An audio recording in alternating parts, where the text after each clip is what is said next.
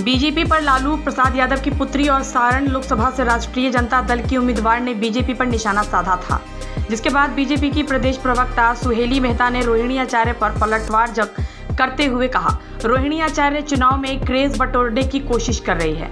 लालू परिवार में न कोई नौकरी करते हैं और न बिजनेस, लेकिन 350 करोड़ के मालिक है। रोहिणी ने अपने पिता को किडनी दी है और इसे चुनावी मुद्दा बना दिया है। हर कार्यक्रम में रहते फिर रही है कि मैं पिता को किडनी दी हूँ।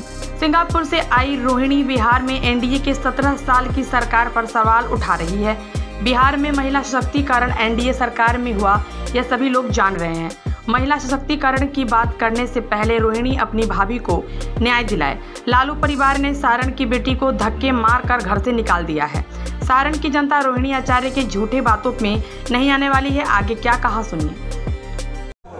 आज इस प्रेस वाइट में हमारे बीच प्रदेश की प्रवक्ता श्रीमती सुहेली मेहता जी उपस्थित हैं। को मेरा नमस्कार।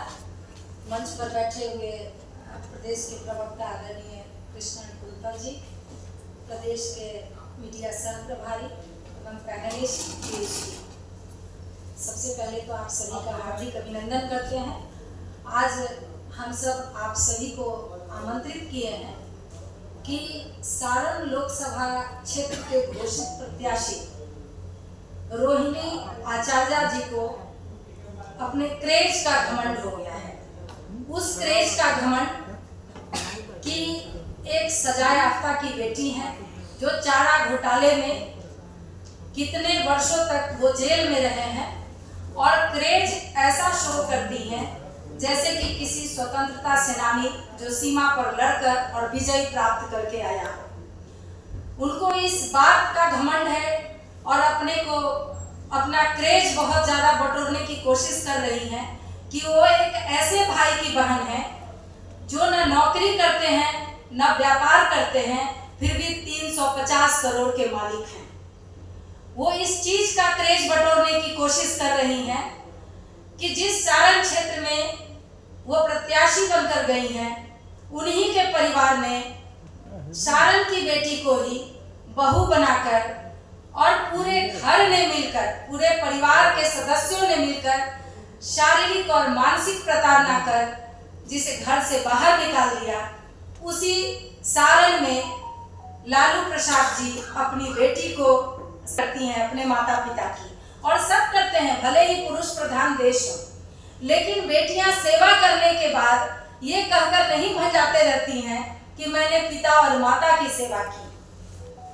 पिछले साल जिस तरह से रोहिणी आचार्य ने अपने पिता को किडनी दिया, जान बचाई, ईश्वर करे लालू प्रसाद घर घर जाकर रोहिणी आचार्य कह रही हैं कि मैंने पिता को किडनी दिया है, आप हमें वोट कीजिए, मेरे जैसी बेटी सभी को होनी चाहिए।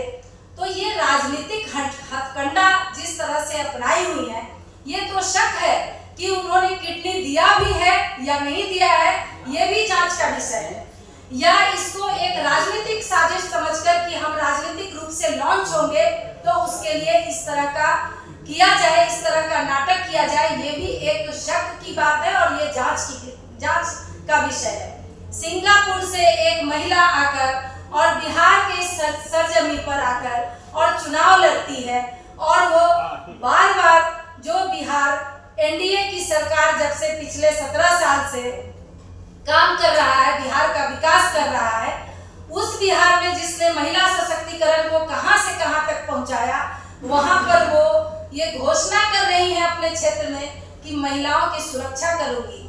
अरे पहले अपने घर में महिलाओं को सुरक्षित रखिए, जो दूसरे की बेटी आती है तब आप समाज की बेटियों की सुरक्षा की बात करेंगे।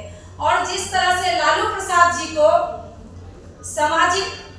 सामाजिक प्रणेता और सामाजिक न्याय के नेता कहे जाने वाले लालू प्रसाद जी, आप अपने परिवार में भी न्याय नहीं कर पाए, बेटी और बहू में अंतर किया, तो आप फिर समाज के न्याय की बात क्या करेंगे? जहां पारिवारिक न्याय की बात नहीं हो, वही उनकी बहू जो रो रो कर कह रही थी कि मैं भी तो यादव समाज की बेटी हूँ। स्वर्गीय दरोगा राय जो बिहार में इतने प्रतिष्ठित नेता थे, उनकी वो पोती है।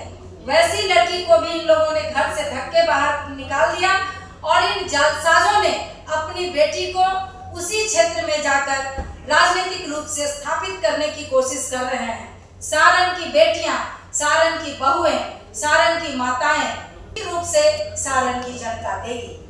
धन्यवाद। कि तेजस्वी प्रसाद ने पानी पिला दिया है और इसलिए नरेंद्र मोदी बार बार बिहार आ रहे हैं। पी रहे हैं ना पानी। पिछले 2020 में